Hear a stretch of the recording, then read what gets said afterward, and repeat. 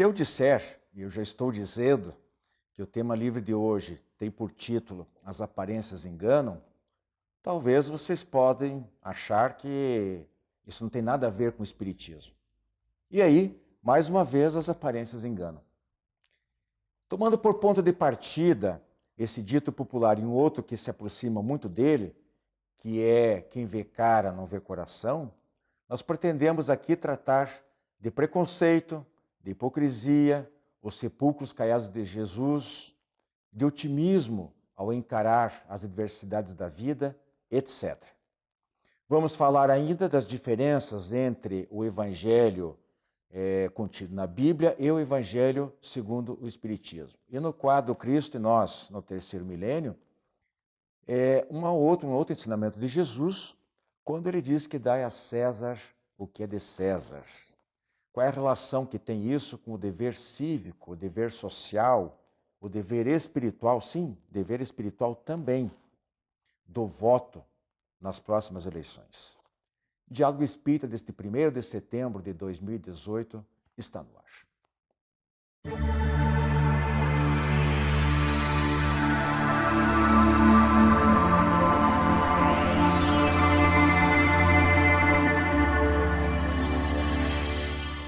Caríssimos amigos, nosso Diálogo Espírita de hoje, através do tema livre, já estamos iniciando agora, vamos pegar aí para a nossa análise com meus companheiros aqui, o Juilson e o Parchin, um dito popular, que é as aparências enganam. Vamos ver se isso aqui tem alguma possível relação com o Espiritismo, o que a gente pode tirar dessa frase? Será que tem algum fundo de verdade, é só uma brincadeira? Vamos tentar explorar esse lado aí. Na esteira dessa afirmação, as aparências enganam, a gente pode chegar a uma outra, muito perto, que diz assim, quem vê cara não vê coração. Então, vamos ver aí se existe diferença, se é tudo a mesma coisa ou não. O fato é que, hoje em dia, em tempos de politicamente correto, né, isso fica bem evidente quando a gente traz esse tipo de afirmação, os cuidados que a gente tem, ou deve ter, no nosso olhar em relação ao nosso semelhante. Como é que nós vemos o nosso próximo? Tanto o nosso próximo, muito próximo, como o próximo que está mais longe. Até porque a internet hoje não tem mais distância. E é justamente lá um campo dos mais férteis para a fermentação de problemas, de discórdias e de uso inadequado, inapropriado das nossas opiniões, muitas vezes exacerbadas, onde realmente às vezes vira um verdadeiro campo de batalha. Então, só para começo de conversa aqui, não sei se vocês querem levar por esse lado aí, mas uma das coisas que eu acho perfeitamente que se enquadra nessa história de as aparências enganam, é a formação do preconceito, os vários tipos de preconceito, né? Gordo, magro, alto, baixo, rico, pobre, é branco, é negro. Quer dizer, toda vez que você olha para um indivíduo e se limita àquilo que... E julga pela aparência? E julga pela aparência, aí nós entramos nesse campo, que as aparências podem gerar, muitas vezes, engano mesmo. Antipatia, às vezes a gente olha, mas aquela pessoa é fechada, é antipática, não gostei do fulano. Mas nem conversou com ela, não conhece nada da vida dela, né? Tem que dar tempo fazendo. Tem pessoas que são mais espontâneas, nem todo mundo é igual, né? Então, Juilson e Parchin, quais as primeiras impressões sobre esse assunto? Bom, eu acho que as duas frases refletem exatamente a mesma coisa. Quem vê cara não vê coração, não é? As aparências enganam, nos indicam que ficar na superfície é não ver o interior. Ficar no verniz é não ver a qualidade da madeira que está embaixo, se está podre, se não está. O verniz pode estar bonito, e muitas vezes o verniz está feio, mas a madeira é de lei, é de altíssima qualidade. Eu acho que é isso que chama a atenção. Infelizmente, no mundo nosso hoje atual, da comunicação rápida, né? da volatilidade da comunicação, da fluidez com que ela faz, a pessoa tende cada vez mais a julgar pela aparência, pela visão e imediata. E com isso foi muito bem colocado. Você pode ir desde o preconceito, não é, até deixar de ajudar ou deixar de aprender, porque está julgando pelo imediatismo do verniz e não pela qualidade do cerne que está dentro daquela pessoa ou daquela situação. Aí eu já percebo uma situaçãozinha um pouco diferente entre as duas frases, né, sendo que quando fala assim, as aparências enganam, a gente pode utilizá-la em dois sentidos, né, tanto para o lado bom quanto para o lado negativo da pessoa, né, que são os julgamentos que nós fazemos e todos nós somos assim, em determinado momento a gente acaba julgando, então dá para usar essa frase tanto no sentido bom quanto no sentido negativo. Já quando nós utilizamos a expressão, né, quem vê cara não vê coração, eu já entendo que é mais assim no sentido pejorativo, né? Já é no sentido que, pô, a pessoa é ruim mesmo. Às vezes você vê ali a pessoa boazinha, né, com aparência ali, toda bonitinha, só que lá no fundo ela não é nada daquilo que ela aparenta ser. O coração, como se diz, né, tem um coração de pedra. Então a gente tem que... E assim, são os julgamentos que fazemos das pessoas, todos nós fazemos isso. Não tem como, às vezes, a gente fugir disso diante da situação em que nós vivemos, do momento, digamos assim, que o nosso país vive e tudo mais. E até mesmo nas casas espíritas. Quantas pessoas, às vezes, chegam na casa e você vê assim, a pessoa com toda aquela empolgação, com todo aquele ânimo, com aquela vontade de ajudar, e aí você vai, ajuda ela, vai dando corda para a pessoa. Aí, de repente... a pessoa não é... Se revela. Se revela, e você fala assim, meu Deus, como é que a gente se enganou, né? Fulano às vezes some, tinha uma responsabilidade, aí some, desaparece, não deixa nada, não explica nada, e daí, como é que faz? Então aí é onde as aparências enganam. E nós temos que analisar também essa questão da aparência, né, em muitos sentidos da vida. Inclusive da gente interpretar bem uma frase bonita, né? Kardec já alertava isso, que muitos espíritos enganadores disfarçam suas intenções em grandes discursos pomposos e que impressionam pela forma, mas que o fundo é vazio, ou muitas vezes até uma mensagem errada. Eu vou usar um exemplo bem material. Nós temos uma música que virou um hino religioso, né, no Brasil, que é Aleluia, do Leonard Cohen. E as pessoas cantam muitas vezes a versão em inglês e não sabem o que estão cantando. Que é uma música que não tem absolutamente nada de religiosa. Pelo contrário, é altamente cínica. É mesmo. Altamente cínica e se canta como um hino religioso. Porque é linda, a música é linda. O aleluia empolga. Mas não se sabe o significado de aleluia real da frase. Até convido os nossos amigos, né, a pesquisarem o Aleluia de Leonard Cohen, que é lindíssima, mas não é uma música religiosa. Só para exemplificar como podemos julgar errado, né, pela aparência ou pela leveza ou pelo belo apenas. Né? E aí, né, parte disso vem o ensinamento que o Evangelho de Jesus nos passa sempre, que ele colocou lá, não julgueis, né, porque com a mesma medida em que julgares, vós também sereis julgados. Então, às vezes a gente traz esse comentário a respeito do não julgar dentro de um sentido, mas a gente vê que ele é um pouco mais profundo, vai além, às vezes, abrange uma infinidade de situações e que, às vezes, passam por nós despercebidas e nós também acabamos cometendo esses erros. Então, quando o Jesus ensina lá para não julgar, né, então a gente tem que estar sempre, aquela outra questão de estar sempre vigilante, sempre atento, observando, cuidando, não só em relação àquele que nos apresentam, mas principalmente em relação a nós mesmos, né? Porque quem faz o julgamento somos nós. E daí, no sentido oposto, quando uma pessoa, às vezes você, como você comentou aí, eu não gostei, não fui muito com aquela pessoa, que não sei o quê, no final é uma boa pessoa. Né? E aí aonde que está? Aí vem aquele ensinamento que Joana de Ângeles coloca dentro da série psicológica, né? Dos livros dela, né? Que é aquilo que está dentro de nós que a gente reflete no outro. Então aí é um cuidado que a gente tem que ter em relação a isso, né? De estar sempre julgando, achar que o outro é que é o ruim. Então não é o outro. O ruim está dentro de nós, muitas vezes. O inferno são os outros, né? A Joana de Ângeles, que o Juízo se refere aqui, é a mentora do médium Divaldo Pereira Franco, uma das, né? ele tem uma tarefa, uma obra muito interessante, que é justamente o que ele citou, a série psicológica de Joana de Ângeles, muito interessante. Agora, e outro detalhe, né, como se fala do não julgueis, tem outra proposição de Jesus, que é mais básica, mais fundamental ainda, que é aquela que diz para não fazer aos outros o que não quer que faça a si mesmo, e a positiva, faça. Então, se a pessoa não quer que a julgue mal, pela aparência, por qualquer motivo, no primeiro momento, ela também tem que ter como eu disse, um olhar diferenciado de tentar ir mais além do verniz, como colocou lá o Parchin, que Jesus chamava muitas vezes, né, no caso aí, quando é uma falsidade, uma aparência falsa, de bondade, etc., de honestidade, inclusive, tão em voga, né, hoje em dia, só aparência de honestidade, com os sepulcros caiados.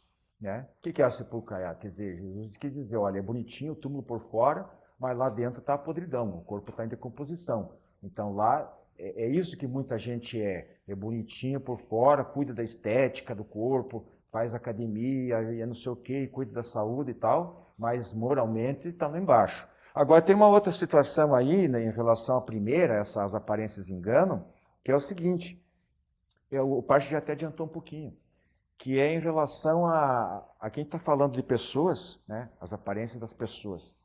Mas ele já puxou lá um pouquinho, eu gostaria que vocês comentassem mais um pouquinho, que ela se aplica, essa regra, aos fatos também. Eu vou dar um exemplo aqui. Por exemplo, a pessoa adoece.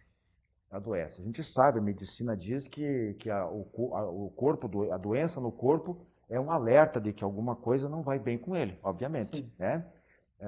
Para que exista o doente, tem que existir a doença. Da onde que veio? Qual é a origem? O quanto a gente contribuiu com ela. Só que às vezes é uma necessidade do espírito.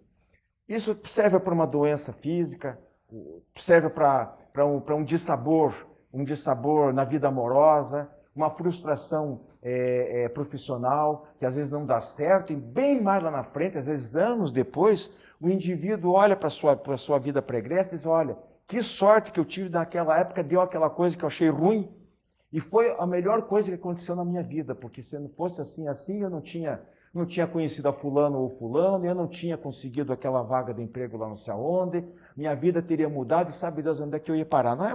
E é semelhante àquela outra que nós até já comentamos aqui em programas anteriores, né? De a males que vem para bem. Então, as aparências enganam, então muitas vezes há um bem aonde nós pensamos existir um mal. Né? E aí cabe a nós, a essa reflexão, de percebermos, de procurarmos tirar a lição de tudo aquilo que a vida tem nos apresentado. Só que muitas vezes nós ainda dentro da nossa pequenez, dentro da nossa, digamos assim, nossa inferioridade moral ainda, muitas vezes nós nos revoltamos. Né? Nós não vemos que daquela situação, digamos assim, desagradável que nós estamos passando, nós não sabemos ainda tirar um bom proveito daquilo. Como a gente vê muito hoje em dia aí, as pessoas que trabalham com essa questão do pensamento positivo, que falam, você tem que pegar o limão que apareceu na tua vida e transformar numa limonada. Né? Nós não conseguimos ainda muitas vezes fazer isso, mas é importante essa reflexão de olhar para dentro, principalmente no caso de uma enfermidade, porque a enfermidade, a doença, é uma mensagem para o nosso desenvolvimento espiritual. O que essa doença às vezes está querendo trazer para mim? Qual que é o aprendizado que eu posso tirar disso? Todas as vicissitudes, né, sejam lá, possam ser classificadas como provas, como expiações, elas vão ter essa mesma finalidade. Eu acho que eu falei aqui que a gente olha, às vezes, alguns anos depois, e diz, né, fica refletindo que como realmente foi melhor ter sido daquele jeito e não da maneira como a gente pensava que deveria ser. Imagina, né, Parchin, depois que a gente desencarna. Porque a gente lamenta tanta coisa aqui, agora, na vida atual. Quando a gente desencarna, aí a gente compreende todas as necessidades que a gente tinha de passar por aquilo. Eu estava até pensando aqui, um ditado popular que reflete muito bem isso, que não é evangélico nem nada, né, que diz que Deus escreve certo por linhas tortas. Não é que escreve por linhas tortas, nós que não conseguimos ver as linhas e os caminhos, depois achamos. Não, mas é isso que se disse. Estava tudo torto, mas deu certo. Não é que estava torto. Era um contexto que nós tínhamos que passar, que se compreendêssemos, atravessaríamos com muito mais folga, digamos assim, sem tanto sofrimento. Eu acho que nós temos que destacar duas coisas aí. Primeiro, a empatia. A empatia é você tentar se sentir como o próximo se sente. O dia que nós conseguimos essa qualidade, nós não julgaremos mais, nós não veremos a cara, nós sentiremos o coração, né? Nós estaremos percebendo melhor. O segundo é procurar compreender as leis divinas se manifestando em tudo, inclusive na dor, no sofrimento, na doença, e a gente vai deixar de entrar em desespero, porque vai entender que é essa a finalidade, porque todos nós passamos por isso. Foi muito melhor que acontecesse daquela maneira. E no instante nós nos desesperamos, revoltamos e não vimos o que podia trazer de bom. Então, empatia e análise, né? Amar e compreender a vida como um todo. Porque o Espiritismo veio trazer o quê? O amor e a compreensão das leis da natureza. E nós precisamos exercitar os dois, né? E foi o que o Cristo fez a sua vida inteira pelo exemplo, né? Que foi o amor. Né? Inclusive daqueles que o maltrataram. E aí entra, né, gente, para encerrar, aquela serenidade que todo cristão, não é todo cristão não, toda pessoa que tem alguma religiosidade, porque vai bem além da mensagem exclusivista do Cristo, mas de a gente ter a confiança, aí que entra o papel da fé, a fé raciocinada que a gente diz, de confiar de que Deus está olhando por nós, que nós não estamos desamparados, por mais que aquele momento parece negativo, é difícil superá-lo, ninguém nega que algumas dores são excruciantes, que realmente maltratam muito o ser humano, vários tipos de sofrimento, físicas ou não, estados materiais, tudo isso a gente sabe bem. Ninguém é insensível a isso. Mas se nós mantivermos a nossa calma, a nossa serenidade e a fé em Deus de que Ele está conosco e nós estamos com Ele, a gente vai seguir em frente, vai saber que isso é temporário, que a gente vai superar e que dentro de um contexto maior, de uma vida, de uma eternidade,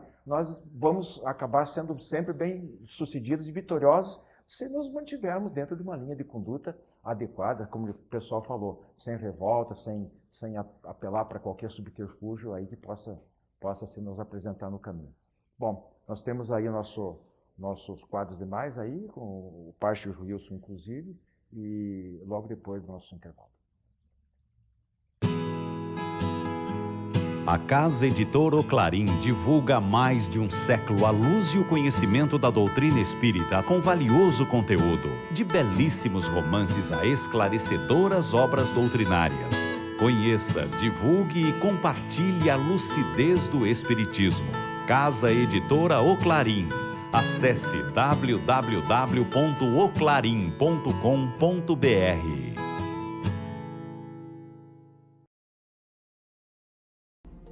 As encadernações da revista Ser Espírita, um acervo para o presente e para o futuro. As encadernações da revista Ser Espírita organizam e protegem os resultados do estudo e das interpretações mais recentes sobre os princípios fundamentais da doutrina espírita, à luz da filosofia, da ciência e da religião. Cada encadernação contém 6 edições, das 30 unidades publicadas até o momento. Você agora pode adquirir a coleção da revista Ser Espírita, contatando www.livrariaserespirita.com.br.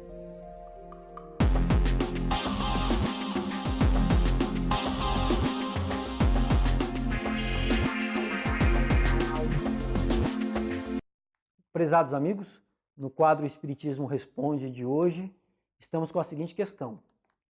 Qual é a diferença entre o Evangelho que está na Bíblia e o Evangelho segundo o Espiritismo? Nós temos que lembrar que Jesus, à sua época, ele falava por parábolas. A maioria dos seus ensinamentos eram por parábolas. E, para nós, hoje, ainda é difícil compreendermos muito do que ele falava, porque ele falava de acordo com os costumes de sua época. Então, o Evangelho segundo o Espiritismo, ele vem trazer um esclarecimento mais aprofundado a respeito de suas parábolas. Por exemplo, se nós pegarmos ali a parábola do festim de núpcias, como é difícil para nós entendermos, como é que nós vamos entender o fato de que alguém chega até você para te convidar para uma festa. Aí você bate na pessoa, você maltrata a pessoa e chega até mesmo a matar essa pessoa. Né? Complicado de entender isso nos dias de hoje. Você está sendo convidado para uma festa e você maltrata o mensageiro ao ponto de tirar a vida do cidadão. Então, toda essa simbologia está por trás. O Evangelho segundo o Espiritismo vai trazer uma explicação a respeito de toda essa simbologia que trouxe. Outra situação também que nós encontramos é no Sermão da Montanha, que no Evangelho segundo o Espiritismo tem um capítulo para explicar cada uma das bem-aventuranças que o Cristo comentou, que o Cristo falou. Então, quando ele diz assim, bem-aventurados os aflitos, porque serão consolados. Como compreender isso no caso de pessoas que têm uma vida inteira de sofrimento, uma vida inteira de aflição? Aí o Evangelho segundo o Espiritismo vai nos trazer os esclarecimentos das causas anteriores das aflições e das causas atuais das aflições, o que nos faz compreender ainda mais os ensinamentos do Cristo. Um outro ponto é quando fala no Evangelho a respeito do poder da fé, a respeito da fé que vai trazer ali a parábola da figueira seca. Que simbologia é essa? Está explicado lá no Evangelho segundo o Espiritismo o que é a figueira seca. E aí, mais especificamente, a respeito da fé, falando a respeito das curas do Cristo, né, quando falava assim, não curastes, que Cristo falou aos apóstolos, não curastes porque não tinhais fé. Então, o que é essa fé? Como que isso se processa? Como que as curas se processam?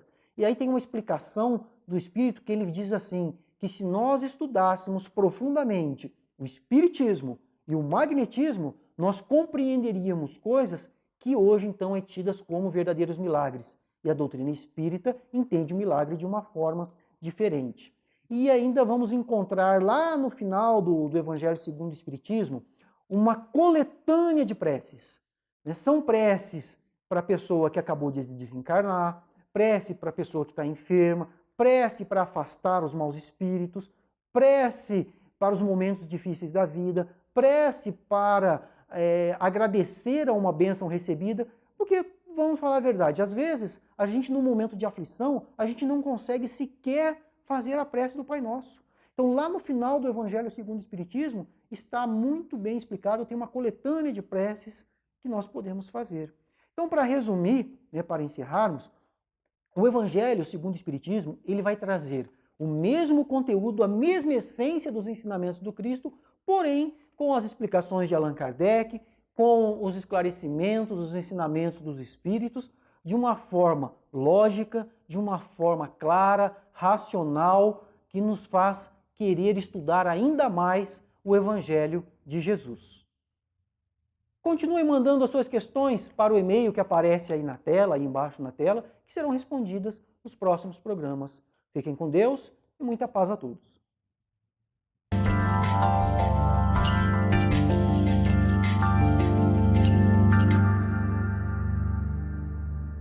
Prezados amigos, no quadro Cristo no Terceiro Milênio, vamos abordar hoje uma frase muito interessante e que acaba gerando até às vezes muita polêmica, que é aquela que o Cristo proferiu quando colocado pelos seus detratores e que queriam vê-lo em má situação, perguntando se era lícito ou não pagar impostos, né? Que era uma questão realmente muito problemática naquela época para os judeus e cara aos romanos.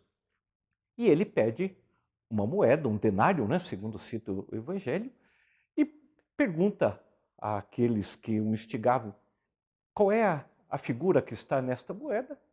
Eles dizem, é de César. E o Cristo então diz a primeira parte da frase, pois então dai a César o que é de César. E complementa com um brilhantismo incrível, mas dai a Deus o que é de Deus.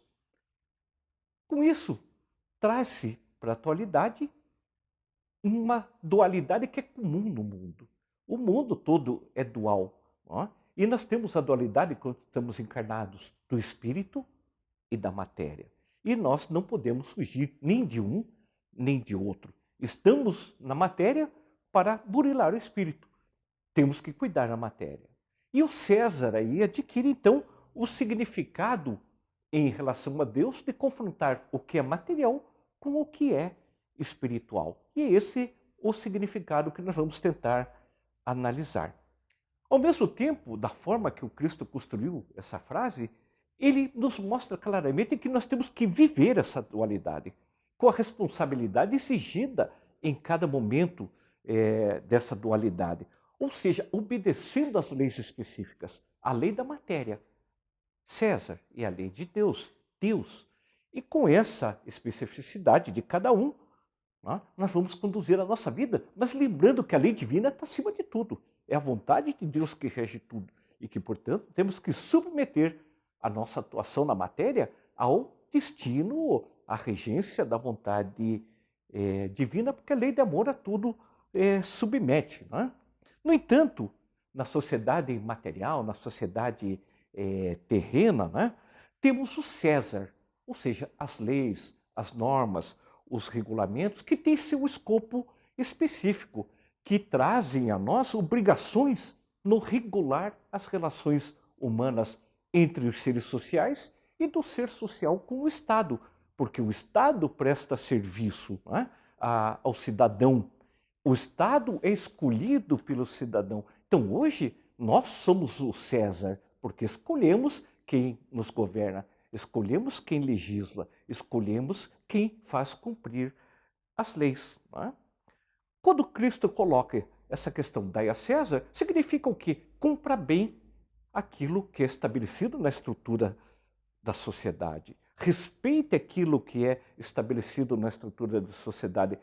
Entenda o mundo na complexidade social, política, econômica, cultural que nós vivemos e procure respeitar aquilo que está estabelecido, sem perder o foco, no entanto, na lei de Deus, que é a lei de amor, aplicando isso, submetendo o juízo da lei de amor. Porque se a lei social vier ferir a lei de amor, ela está errada e nós temos direito de nos revoltar contra ela. Mas dentro da sociedade do César, nós temos o dever de cumprir com a ética, com a honestidade, com os conceitos humanos do que é legal, do que é permitido e do que não é permitido. Dar a César o que é de César não significa abandonar as responsabilidades para com a matéria ou para com a sociedade. Não, muito pelo contrário. Significa cuidar do que é de César e cuidar de acordo com a lei maior, como nós reforçamos aqui. A política está no campo do que é de César e nós temos que exercer a política. Nós temos que exercer a boa política, especialmente na busca de um bom mecanismo de regulamentação. E isso nós só conseguimos cuidando do que é a boa política, do papel do relacionamento, do papel de buscar as relações sociais, aperfeiçoar através daquilo que é o melhor para a maioria. E nós não podemos excusar de jeito nenhum da boa política. Primeiro, no que dá a César, está o combate à corrupção, sim. Não podemos coadunar com a corrupção. Não é correto que o César seja corrupto, mas nós temos o poder de transformar isso de uma maneira. Buscar a justiça social. O César tem que ser equânime. Se não é, vamos torná-lo. A justiça social é uma busca do espírita. É uma busca de cada um de nós como cidadãos e como cristãos. Buscar o respeito às leis e a distribuição das leis de forma equânime para todos. Não pode haver privilégios, não pode haver pessoas que estejam acima da lei ou que a lei trate de forma diferente com licitação igual dos demais. Usar a ética como reguladora das relações humanas para que o César se submeta à lei de Deus. Escolher bons governantes, escolher bons legisladores. Eu acho que isso resume o que é dar a César o que é de César, porque o que é de Deus nós sabemos e devemos cumprir muito bem, que é amar a Deus sobre todas as coisas e ao próximo como a nós mesmos. Para fazer o bem, ou dar a Deus o que é de Deus, temos que aprender muito, e é por isso que estamos na matéria, aprender a fazer, a dar a César o que é de César. Se não evoluirmos o César, não chegaremos a Deus. Senão não teria nenhum sentido nós reencarnarmos. Pense bem nisso e continua nosso programa dos demais quadros. Muito obrigado.